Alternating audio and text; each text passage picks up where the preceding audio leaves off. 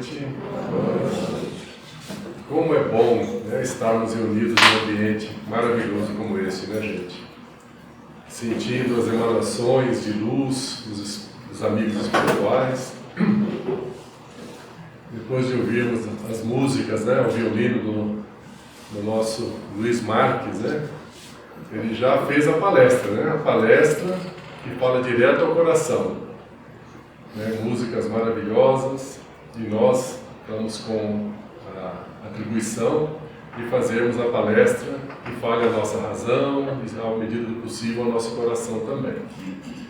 Então, primeiro, eu gostaria de agradecer muito o convite do nosso amigo José Luiz, porque para mim é uma grande honra sempre que eu venho aqui a esta casa. É uma casa que tem uma história tão bonita, né? 65 anos, não é pouca coisa, né? Brasília foi fundada 21 de abril de 1960. Alguns meses depois, 1º de outubro de 1960, o mesmo ano de fundação de Brasília, é instituída esta casa, né? Centro Espírita André Luiz. E eu tenho o privilégio de acompanhar uns 30 e poucos anos nessa casa. A primeira vez que eu vim aqui, aí na época eu não tinha GPS, né? 30 e poucos anos. Aí eu falei, me dá uma referência como é que chega. Olha, é perto de um posto de ônibus aqui, né? Aí eu entrei no Pará e fui perguntar, escuta, onde é que é a parada de ônibus? Ah, é fácil, é do lado do André Luiz. Então, André Luiz já era, há 30 e poucos anos, uma referência para a população da cidade, né? Olha que maravilha. Então, aqui são trabalhos de estudos, né, que primam muito pelos estudos, pelos trabalhos de atendimento espiritual, tratamento espiritual, trabalhos sociais maravilhosos, né? E sempre esse público, né, tantas pessoas do bem reunidas aqui nesse ambiente. Então, é um motivo de muita gratidão a Deus, a Jesus, aos espíritos amigos, por aqui estarmos esta noite. E o tema que nós vamos conversar hoje, eu tenho o título Não se pode servir a Deus e a Mamon. É o capítulo 16 do Evangelho segundo o Espiritismo. Esse é um tema bastante intrigante para todos nós cristãos. Porque Jesus fez essa afirmativa. Olha, vocês não podem servir a Deus e a Mamon.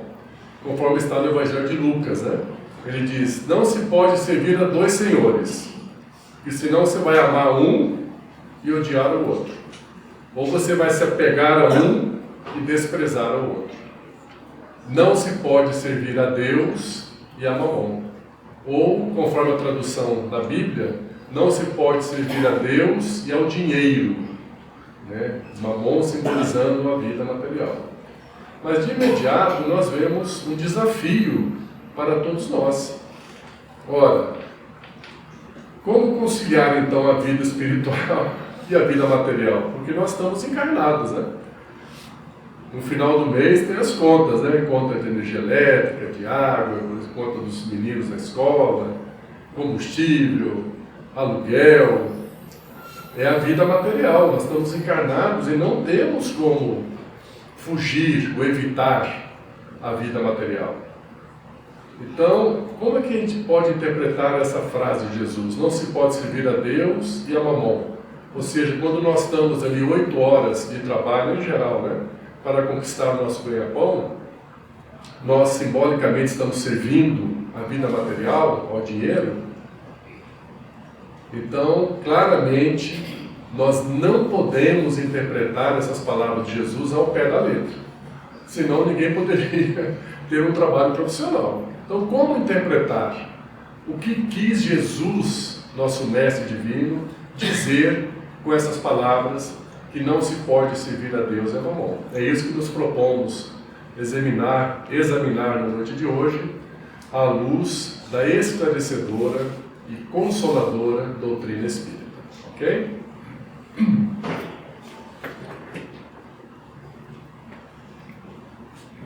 Então vamos começar, como sempre gostamos de fazer, recorrendo ao Evangelho de Jesus. Vamos contar uma história, recordar uma história, né, que aconteceu quando Jesus convocou seus apóstolos. Já haviam transcorrido os 3 anos do seu ministério divino, para fazer aquela viagem do norte da Palestina, saírem de Cafarnaum e irem até Jerusalém para participarem da mais importante celebração da religião judaica, que é a Páscoa. E naquela Páscoa seria onde Jesus encontraria o seu destino no corpo físico, né? Seria preso, julgado, condenado, morto e ressuscitaria no terceiro dia. Então, nessa viagem de aproximadamente 200 quilômetros, eles foram caminhando e passando por várias cidades.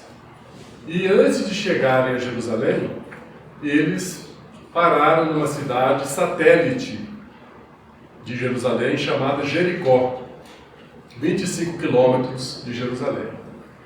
Então, nesse percurso, Jesus foi preparando os apóstolos. Olha, quando chegarmos em Jerusalém, o Filho do Homem vai ser preso, julgado, condenado e morto, e ressuscitará no terceiro dia. Já foi preparando eles.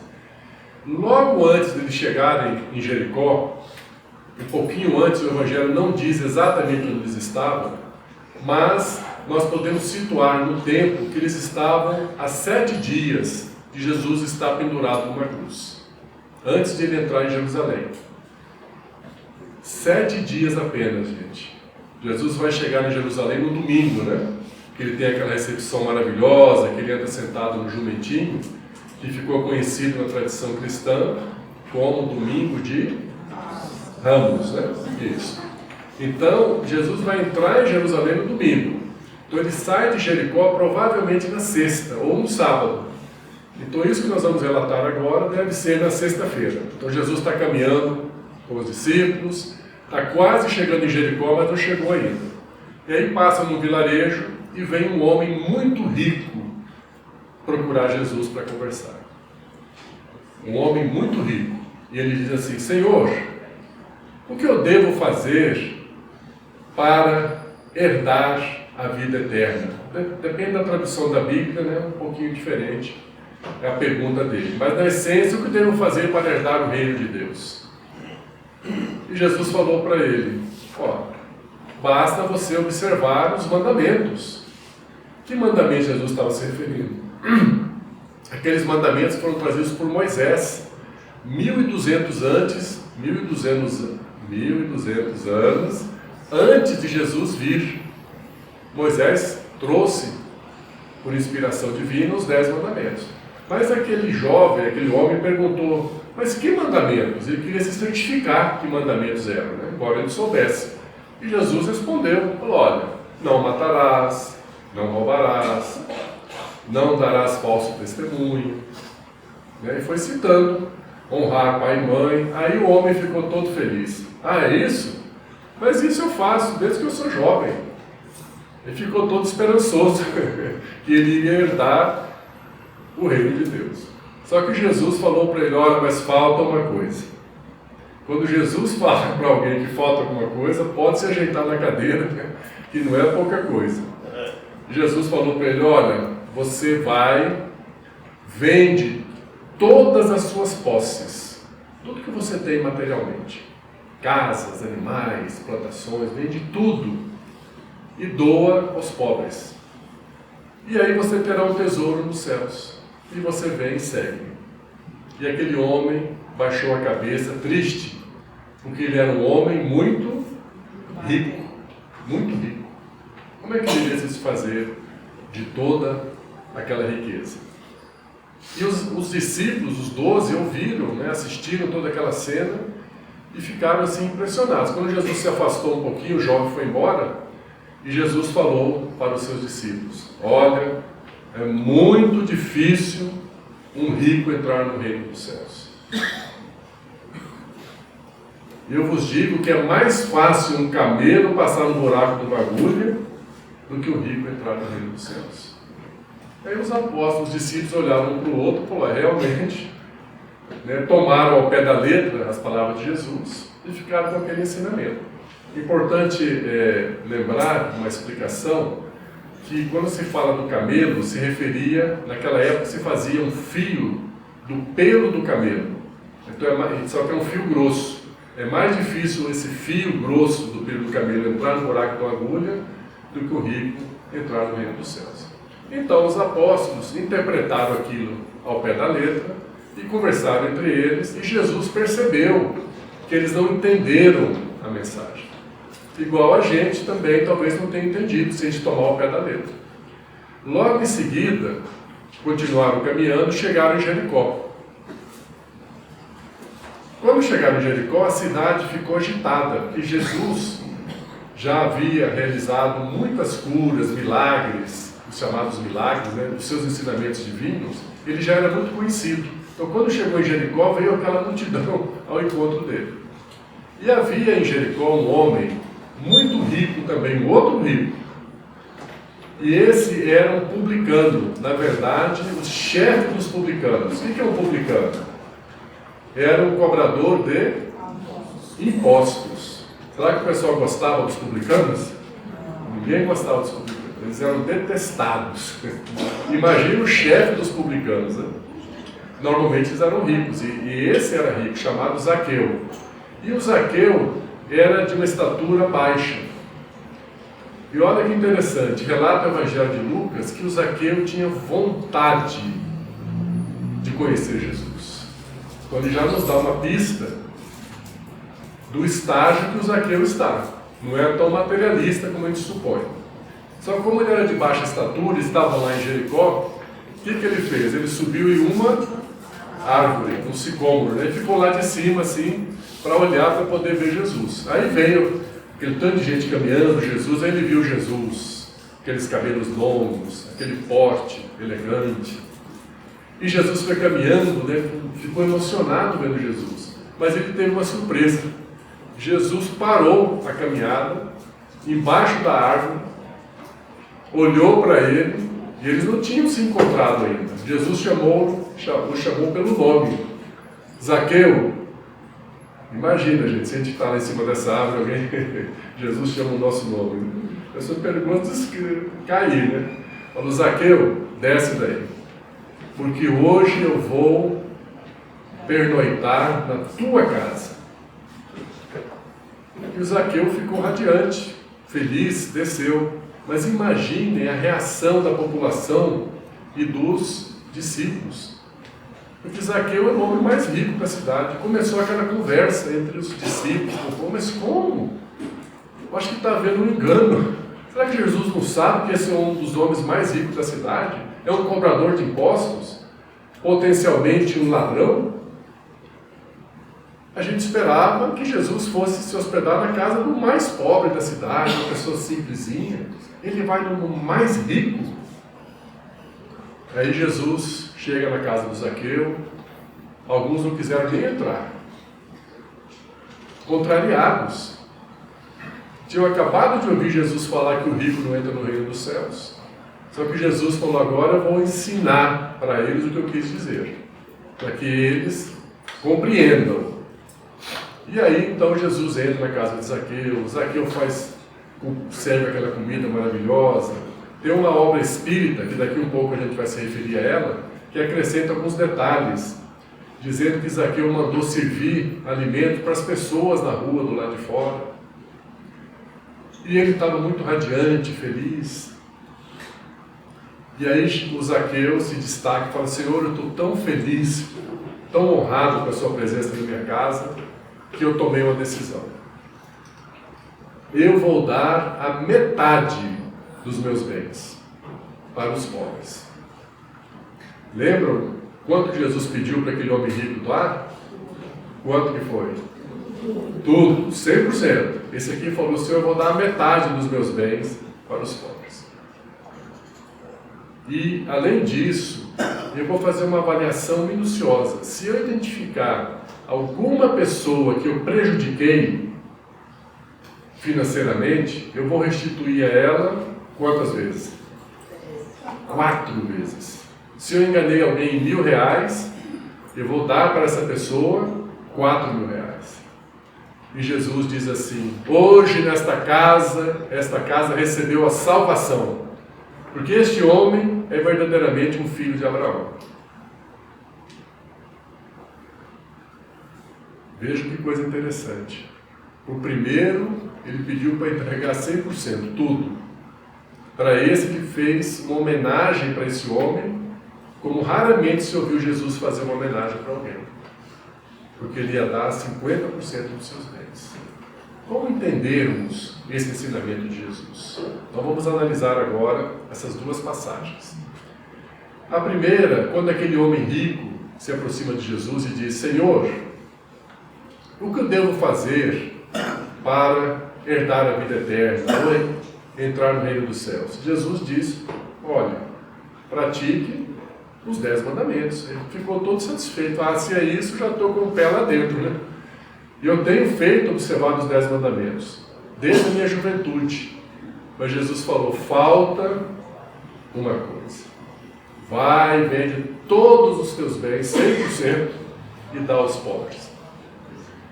Por que Jesus fez uma proposta tão radical para esse homem? Sendo que no caso de Zaqueu, ele ofereceu 50%, Jesus celebrou, hoje a salvação entrou nessa casa. E para aquele outro, Jesus propôs que lhe desse 100%. Por que será? Vejam que quando Moisés trouxe essa revelação dos 10 mandamentos, dos 10 mandamentos, 8 deles estão na linguagem imperativo-negativo, ou seja, começa com a palavra não. Não roube, não mate, não cobice, não minta. Ou seja, a primeira revelação de Deus para a humanidade trazia essa proposta: não fazer o mal. Então, se a gente obedecesse os 10 mandamentos, não fazer o mal para ninguém, até a época de Jesus estava tudo bem. Mas quando vem Jesus, nosso mestre, a humanidade já tinha evoluído, passado 1.200 anos. Ele estava dizendo para ele: olha, meu irmão, agora já não basta mais não fazer o mal. Coisa mudou. Tem que continuar não fazendo o mal, mas agora também é preciso fazer o bem. Isso mesmo. É preciso fazer o bem. Já não basta não fazer o mal. É preciso fazer o bem. É preciso fazer a caridade. É assim que se conquista o reino de Deus. Não fazendo o mal e fazendo o bem. É isso que Jesus estava dizendo para aquele homem. E por que ele propôs que ele tivesse que doar 100%? Porque Jesus visualizou na mente dele, como ele faz nas nossas mentes. Jesus conhece a todos nós pelo nome e sabe exatamente como nós somos. Nossas potencialidades, nossas virtudes, nossos medos, nossas dificuldades, de cada um de nós. Ele percebeu que aquele homem estava com aquela riqueza numa relação de muito apego. Estava apegado à riqueza. Ele possuía a riqueza, mas também era possuído pela riqueza. Ele estava com um apego doentio. Então Jesus, para tornar nu essa situação que ele estava, para revelar para ele o quanto ele estava apegado, fez essa proposta radical: você vai ter que vender tudo. Ele não tinha condição de vender nada. Por Jesus propôs tudo. Porque ele estava com apego material. Ele não conseguia utilizar aqueles bens para fazer o bem ao próximo. Todo aquele patrimônio que ele tinha era utilizado somente para o seu próprio benefício, para o seu próprio bem-estar. Qual o nome que a gente dá quando uma pessoa vive a vida pensando somente em si, cuidar de si, juntar para si? Qual é o nome? Egoísmo, exatamente. Ele estava vivendo uma experiência de egoísmo exagerado. Então Jesus, para despertar a consciência dele, faz uma proposta radical: você tem que vender 100%. Só que os apóstolos, os discípulos, ouviram aquilo e falaram: puxa vida, então o rico está condenado. E Jesus captou o pensamento dos discípulos. Falou: não, eles não entenderam. Vamos chegar lá em Jericó e eu vou esclarecer para eles o que eu quero dizer. E aí ele vai procurar o homem, um dos homens mais ricos de Jericó, e se hospedar na casa dele.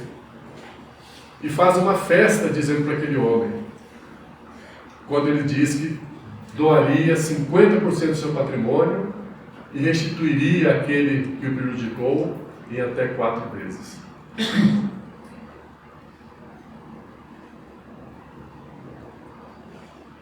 Então vejam a sabedoria de Jesus para ensinar para os seus discípulos e para nós que ele jamais condenou a riqueza, e nem o rico.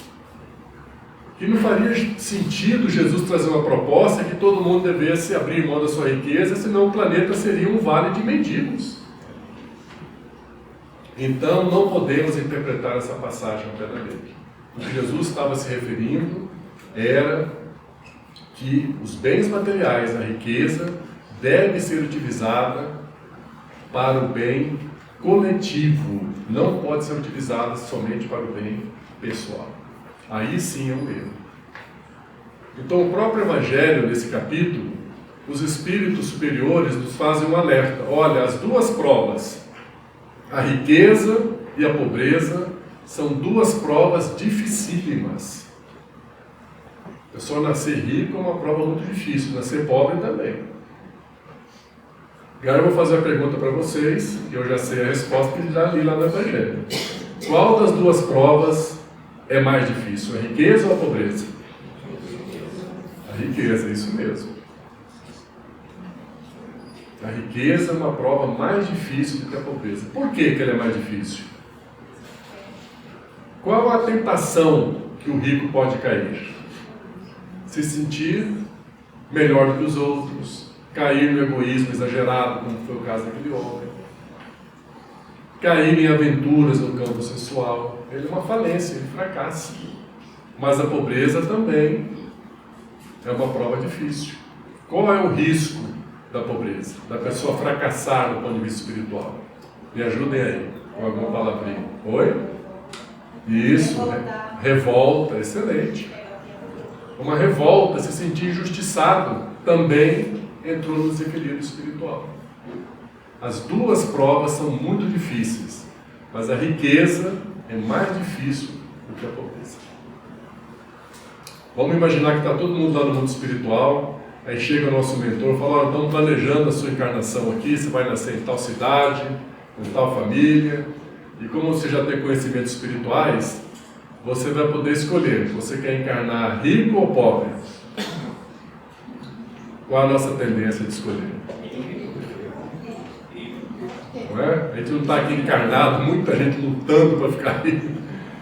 Por isso que a gente tem que prestar muita atenção nisso, gente. A riqueza é uma prova mais difícil de vencer do que a pobreza. Por isso que Jesus falou, é difícil um rico entrar no reino dos céus. É mais fácil passar um fio do pelo do camelo numa agulha do que o rico entrar no reino dos céus. Porque se ele não tiver um preparo espiritual muito grande, vai cair no egoísmo, no orgulho, se sentir melhor que os outros, superior que os outros. E aí, nós trazemos uma reflexão. Nas nossas orações, nós sempre lembramos de orar pelos oprimidos, pelos sofredores, pelos que estão na guerra. Está corretíssimo. Pelos que passam dificuldades, que passam experiências dolorosas. Mas será que nós já aprendemos a orar pelos ricos? Já que eles estão passando por provas piores, das mais difíceis de todas? Não. Em geral, eu acredito que não. Porque a gente acha, não, o rico já está bem. Não está bem. Ele está passando para uma das provas mais difíceis. Então, no livro... Então, essa é uma orientação espiritual que nós devemos incluir nas nossas orações, pedirmos a Jesus, a Deus, para abençoar esses que estão nessa determinada encarnação, vivendo a experiência da riqueza, para que eles sejam fortalecidos, inspirados, para que eles tenham sabedoria para usar aquela riqueza para o bem coletivo. No livro Boa Nova, ditado pelo Espírito Humberto de Campos e recebido pela mediunidade abençoada de Chico Xavier, tem uma lição que conta essa história do Zaqueu que nós contamos agora. E ela acrescenta, Humberto de Campos, alguns detalhes. Quando Jesus está na casa do Zaqueu, ele diz: Senhor, já há muitos anos que eu uso o dinheiro para instituir empresas de animais, de rebanhos, de plantações. E muitas famílias têm o seu sustento graças a esses trabalhos que eu instituí.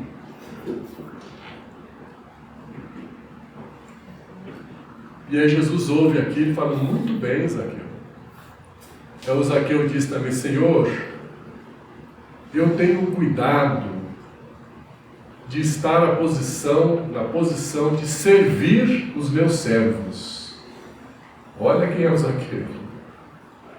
Ele não está naquela posição de se sentir superior a todos. Eu sempre me coloco numa posição de poder servir os meus servos. E Jesus, muito bem, Zaqueu, porque todos nós somos servos de Deus. Quando, na primeira vez que aquele homem apareceu, o homem rico falou para Jesus, Senhor, o que devo fazer para entrar no reino de Deus? Ele usou uma expressão para Jesus.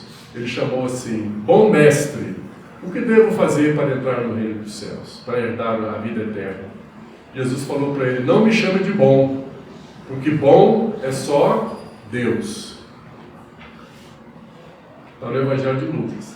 Nesta obra do Chico Xavier, o Espírito Humberto de Campos diz que Jesus, no final do diálogo com o Zaqueu falando que ele criou empresas para que as famílias tenham um salário digno, sustentável, ele fala, Senhor, eu criei tantas empresas que chega ao ponto de vir gente lá da capital de Jerusalém para vir trabalhar aqui em Jericó.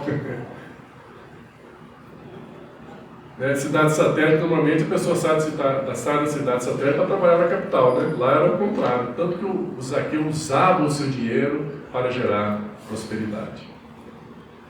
E sabe como que Jesus arremata as últimas palavras de Jesus nessa reunião na casa de Zaqueu? Zaqueu, bem-aventurado és tu, homem bom e fiel. Olha que o título Jesus não aceitou para ele ser chamado de bom. Ele chamou Zaqueu de bom. Então vejam que um personagem do Evangelho, que é muito pouco conhecido, né, o Zaqueu, veio a espiritualidade nos mostrar que é um dos espíritos mais adiantados que se apresentou ali, com a aparência de um homem rico, por isso ele não era percebido. Ele fazendo o bem, já ao ponto de Jesus o chamar de homem bom e fiel. Olha que coisa incrível. E aí vem a reflexão para nós sobre a riqueza. Como então conciliar a riqueza, a necessidade material com a nossa vida espiritual? Porque quando nós vamos trabalhar, nós temos que nos dedicar ao ganha-pão, né? Não tem jeito de evitar, tem as contas para pagar. Como é possível conciliar essas duas coisas? Não se pode servir a Deus e a mamon, não se pode servir a Deus e ao dinheiro. Ou seja, será que eu tenho que escolher ou é um ou outro? Claro que não, nós estamos encarnados. Então qual a resposta para isso? A resposta, ela é simples do ponto de vista espiritual. É nós ampliarmos a nossa consciência de que, de fato, nós podemos servir somente a Deus, onde quer que a gente esteja. Ou seja, quando nós estamos aqui no Centro Espírita André Luiz, trabalhando, colaborando, estudando, estamos servindo a Deus. Porém, quando a gente sai desta porta, no dia seguinte vamos trabalhar, nós também estamos servindo a Deus. Essa consciência que a gente precisa ter. Ah, não, mas eu tenho um chefe lá, eu tenho um salário, não importa. A nossa consciência que eu estou trabalhando para Jesus. Ele é o Senhor do nosso planeta Terra. Então, se lá no meu trabalho eu tiver uma conduta espírita, uma conduta cristã, ou seja, observar os 10 mandamentos, não mentir, não enganar, não cobiçar, procurar viver a experiência profissional não dominado pelo espírito de competição, mas pelo espírito de cooperação.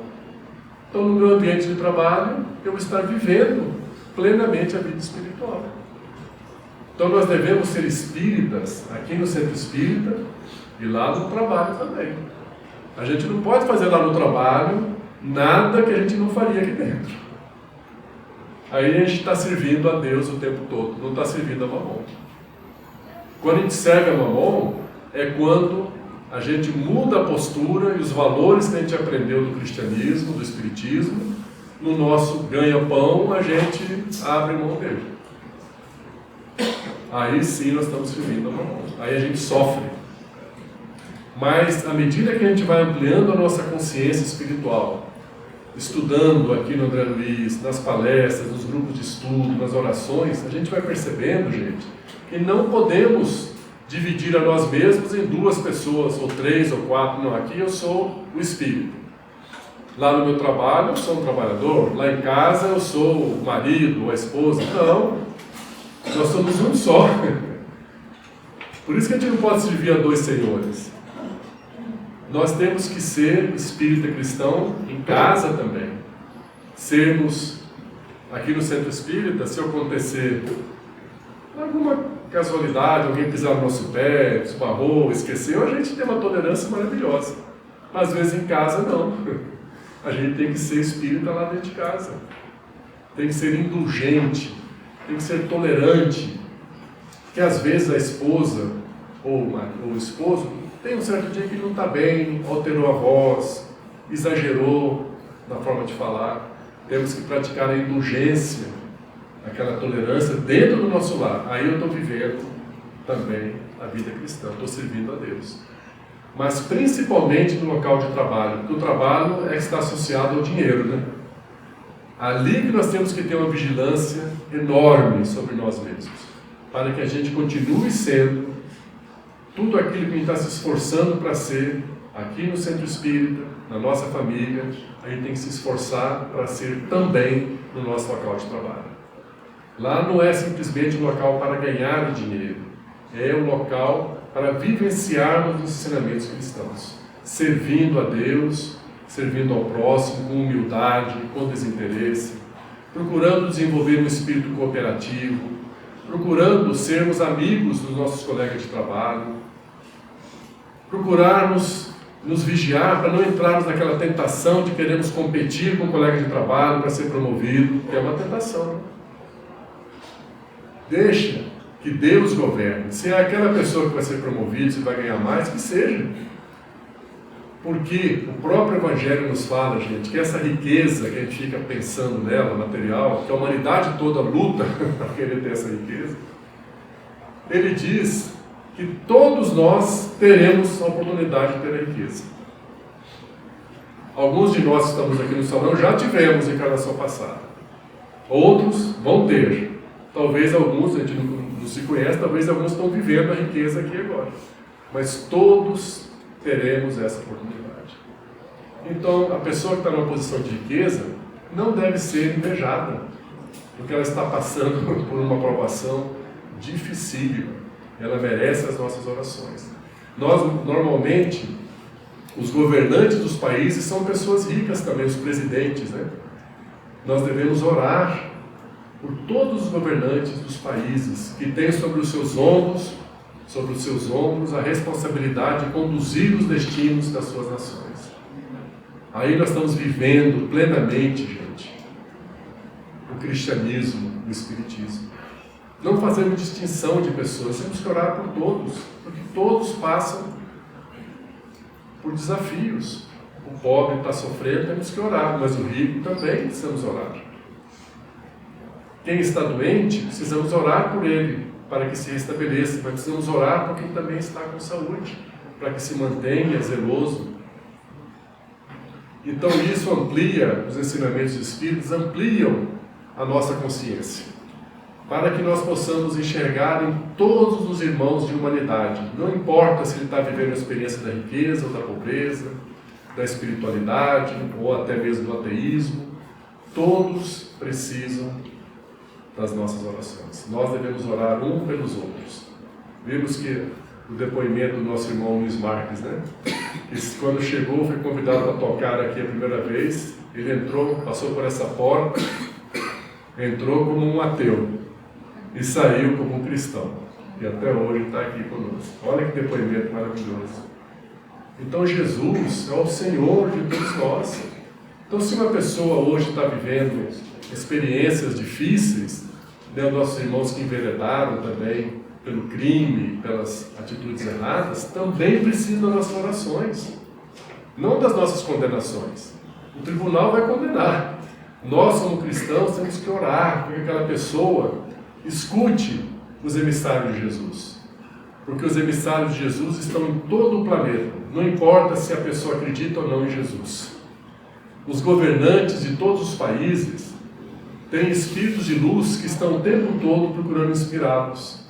Os países que estão em guerra, os espíritos de luz fazem uma campanha orando por eles.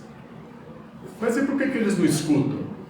Porque na maioria das vezes, a maior parte da humanidade está mandando energias negativas para eles. Se a gente começar a orar por eles, vai abrindo aquele campo obscurecido ao redor e de repente eles podem começar a ouvir.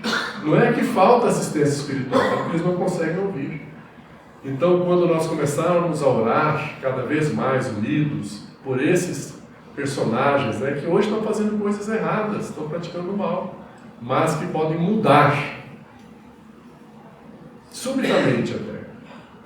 E cada um de nós pode colaborar com isso, fazendo uma oração todos os dias, se lembrando das pessoas que estão nessa posição de responsabilidade pelos destinos dos países, posição de responsabilidade pelas riquezas. Porque apesar de ser incômodo a gente ver assim, alguém muito rico e o resto da humanidade, a maioria, com dificuldade, mas é essa riqueza que tem proporcionado o bem-estar para a humanidade. Será que seria possível se desenvolver esse aparelhinho que todos nós temos hoje, né? O aparelho celular, se não tivesse uma empresa com muito dinheiro para poder fazer pesquisa e desenvolver? Não teria. Será que teríamos uma ressonância magnética se uma empresa com muito dinheiro, com muitos recursos, não desenvolvesse pesquisa, desenvolvesse aquele aparelho? Não teríamos. Então, essa distribuição, desigualdade das riquezas não é um problema por si só. Porque Deus quer que assim seja nesse estágio que a gente está. É claro que as desigualdades não devem atingir ao ponto de chegar às pessoas menos favorecidas passar necessidades. Isso é falta de evolução espiritual da humanidade. Mas que alguns concentrem essa riqueza, Deus permite para que promovam o desenvolvimento e o bem-estar da humanidade, como tem acontecido. Então as coisas estão do jeito que Deus está permitindo que seja. Então,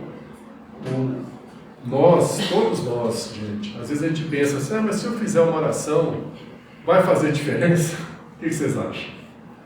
Faz. Imagine, é uma oração que se soma a outra, que se soma a outra. São como pequenas lâmpadas, né, daquelas árvores de Natal que tem aquelas luzinhas pequenininhas. Você liga uma só, parece que não fez muita diferença. Mas você vai ligando várias, daqui a pouco está aquela maravilha, tudo iluminado. E assim também as nossas orações vão se unindo para o bem-estar geral da humanidade. E quanto mais nós oramos pelo bem-estar do próximo, acontece algo maravilhoso. O bem-estar vai para onde? Para nós mesmos. Quanto mais a gente faz o bem para o próximo, mais nós nos sentimos bem. Então é isso, meus irmãos.